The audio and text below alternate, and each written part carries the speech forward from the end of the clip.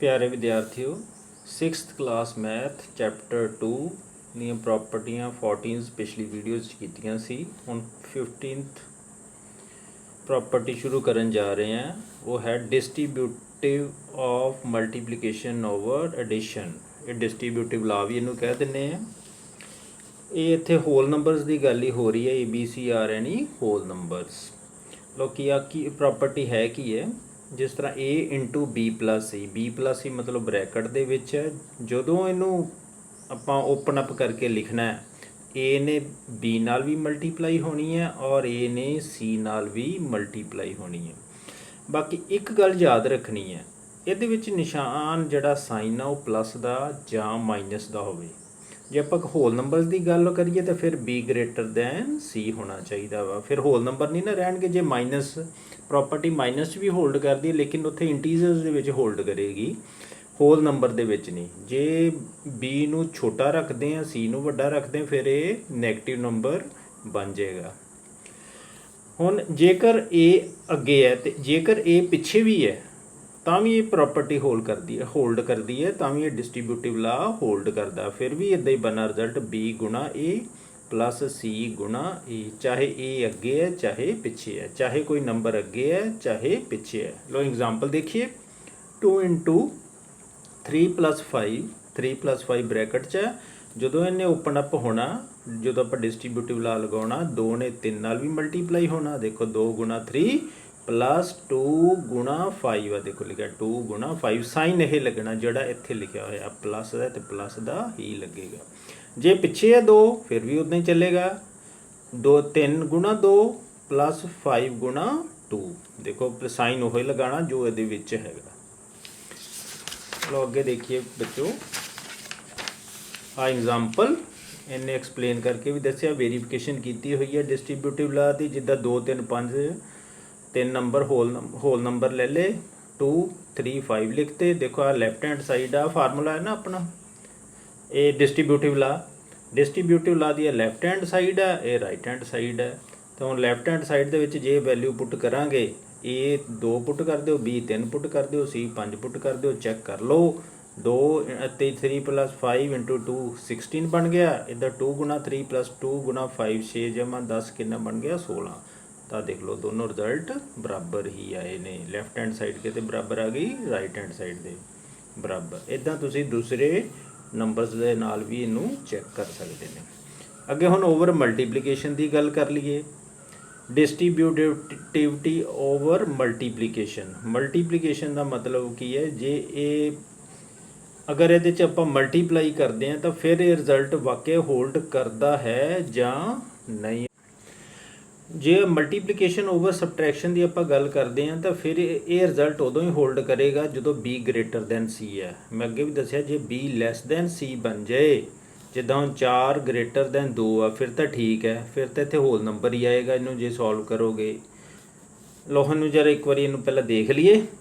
ਹੁਣ ਜਿਹੜੀ ਬਾਹਰ ਵਾਲੀ ਨੰਬਰ ਆ ਉਹਨੇ ਅੰਦਰ ਵਾਲੀਆਂ ਦੋਨਾਂ ਨਾਲ ਹੀ ਮਲਟੀਪਲਾਈ ਹੋਣਾ। ਜਿੱਦਾਂ 7 ਇੰਟੂ 4 ਮਾਈਨਸ 2, ਇਹ ਹੈਗਾ 7 ਇੰਟੂ 4 ਮਾਈਨਸ 7 ਇੰਟੂ 2। 4 ਮਾਈਨਸ 2 ਇੱਥੇ ਬਰੈਕਟ 'ਚ ਆ। ਦੇਖੋ ਡਿਸਟ੍ਰੀਬਿਊਟਿਵ ਲਾ ਇੱਥੇ ਹੁਣ ਸਾਈਨ ਮਾਈਨਸ ਦਾ ਅਤੇ ਇੱਥੇ ਮਾਈਨਸ ਦਾ ਹੀ ਲੱਗਣਾ।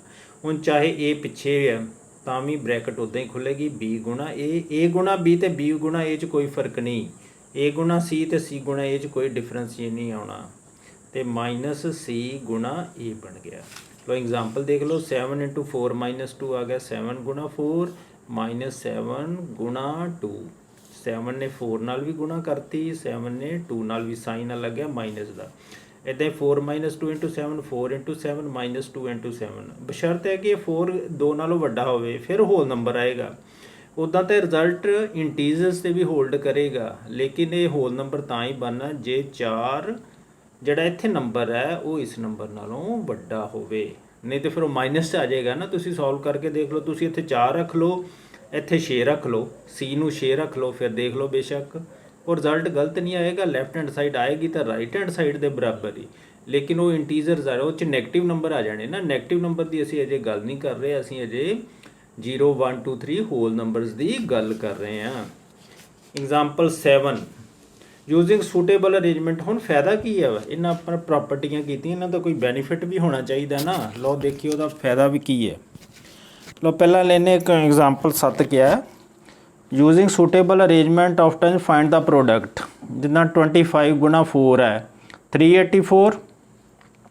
हुण जे मैं इन्हां दोनों नूं इकट्ठा कर दियां तो देखो कितना वधिया गल बन जाएगी। मेरी जिहड़ा सल्यूशन है बहुत ही आसान हो जाएगा, मल्टीप्लीकेशन आसान हो जाएगी। किस तरह 25 नूं 4 नाल पहला मैं गुणा कर लूँगा, 100 नूं 384 नाल गुणा करके मेरी जिहड़ी मल्टीप्लीकेशन आ वो आसान होगी। कहण दा मतलब ये डिस्ट्रीब्यूटिव ला ने साडा काम आसान करता। जिहड़े आपां फार्मूले बनाउने आ जां रूल्स बनाउने आ वो असीं डायरैक्ट अप्लाई करके अपनियां कैलकुलेशनां नूं आसान कर सकदे हां। हुण देखो एक एग्जाम्पल होर देखो अगे 25 गुणा 9 गुणा 40 गुणा 22,637। हुण इत्थे इन्हां दी पेयरिंग कर लो कि इहदे नाल 10 बन जाए, 100 बन जाए, 1000 बन जाए, उन्ना ही मेरा काम आसान हो जाना। लो 25 नूं मैं इदां करदा 40 नाल पेयरिंग कर लेना, देखो फिर मैनूं पता लग जाना 100 दा 1000 1000 बन जाना। 9 नूं 25,637 नाल तो गुणा करनी पेगी। इन्नी कैलकुलेशन भी आसान नहीं होंदी, थोड़ी कैलकुलेशन तो हल्की जी तो डिफिकल्ट रहेगी, लेकिन काफ़ी हद तक कैलकुलेशन आसान हो जाती है। लो find the product using property of whole numbers. हुण इत्थे लिखिया होया यूजिंग, बच्चे की करते सीधी गुणा कर देंगे, मल्टीप्लाई करते, वो गलत है। उन्हें उपर लिखिया होया उस मुताबिक ही चलना जिस मुताबिक क्वेश्चन च लिखिया है। हुण प्रॉपर्टी यूज़ करनी है 187 107 नूं ब्रेक कर दिओ, इनू 100 जमा 7 लिख सकते हैं आपां। हुण इत्थे डिस्ट्रीब्यूटिव ला लगा दिओ, ब्रैकेट खोल दिओ, 187 गुणा 100 प्लस 187 गुणा 7, इन्हों सॉल्व कर दिओ। देखो आसान हो गई कैलकुलेशन, आसान हो गई, इन्हों ऐड कर दिओ। हुण तुसीं कहोगे 187 नूं नहीं ब्रेक किया, इनू भी कर सकते सी 100 प्लस 87 कर दिए, पर उहदे नाल बहुत ही कैलकुलेशन आसान नहीं होनी। लो इत्थे 42 इंटू 96, 96 नूं 100 माइनस 4 लिख लो, लिख सकते हैं। लो डिस्ट्रीब्यूटिव ला लगा दिओ, 42 इंटू 100 माइनस 42 इंटू 4 माइनस 4200 चो 168 घटा दो 4032। तुसीं कहोगे जी 42 नहीं तुसीं ब्रेक किया, 40 नूं 2 नूं मैं लिख सकता सी 40 प्लस 2 ना, मेरी कैलकुलेशन बहुत ही आसान नहीं सी होनी। लो अगे एग्जाम्पल 9 देखिए किस तरह। एग्जाम्पल 9 दे विच है हुण डिस्ट्रीब्यूटिव ला आ वा मेरा, मैं उपर लिख दिता। हुण आपां उल्ट दिशा च लगाना इनू, इधरों पहला इधरों ऐ नूं गए सी, हुण इधरों इधर नूं जावांगे उल्ट दिशा दे विच। लो देखिए किस तरह 15 गुणा 32 प्लस 15 गुणा 68। हुण मैं की करना जिहड़ा इहदे विच कॉमन है ना उन्होंने बाहर कढ़ देना। इत्थे 15 कॉमन है, 15 मैं बाहर ब्रैकेट तो कढ़ देना, बाकी की बच जाना ब्रैकेट शुरू 32 बच गया, साइन आ प्लस का ही लगाना प्लस 68। लो इन्होंने दोनों ने जमा कर लो, देखो कितना काम आसान हो गया, कैलकुलेशन कितनी आसान हो गई। इदां ही ये एग्जाम्पल है। हुण इहदे 125 है, इत्थे 125 कॉमन निकल जाना, देखो 125 बाहर ब्रैकेट तो लिख लो, तो बाकी की बचा 215 माइनस 15 बाकी ब्रैकेट च लिख लो, 125 गुणा 200 है, ये आ गया 25,000। कहने का मतलब distributive law right hand side तो लैफ्ट हैंड साइड में भी लगा लेने, इन नाल भी कैलकुलेशन आसान हो जाती है। एग्जाम्पल 10 डिवाइड 4500 से by 2003 by actual division. Actual division तुसीं जदों करदे हो अंदर वाली टर्म नूं डिविडेंड कहंदे हो, बाजिया जिहड़ा इत्थे डिवाइड करके आउंदा उहनूं कोशंट कहंदे हो, इनू डिवाइजर कहंदे हो बाजक, नीचे वाले नूं रिमाइंडर शेषफल। हुण इन्हें कैलकुलेशन कीती है, डिवीजन तुहानूं आउंदी है, पहलां छोटियां क्लासां 'च तुसीं कीती है। लो डिविडेंड लिखिया, डिवाइजर लिख लिया, कोशंट लिख लिया, रिमाइंडर लिख लिया। हुण इहनूं चैक करना, जिहड़े चैक करदे इहदा नाम असीं पाया होया डिवीजन एल्गोरिथम। की फार्मूला साडा जिहड़ा वेरीफिकेशन करते सीगे, डिविडेंड बराबर डिवाइजर गुणा कोशंट प्लस रिमाइंडर। तो लो डिविडेंड लिख लो, डिवाइजर गुणा कोशंट प्लस रिमाइंडर, पहला मल्टीप्लाई करना, बोर्ड मास से तुहानूं दस्सिया सी जिहड़ा मैथड है रूल हैगा, गुणा करके इनू ऐड कर दिओ, देखो दोनों साइडां बराबर हो गया, तो मतलब एक कैलकुल जिहड़ी डिवीजन की है बिल्कुल ठीक है। What is the largest 4 digit number divisible by 13? Example 11।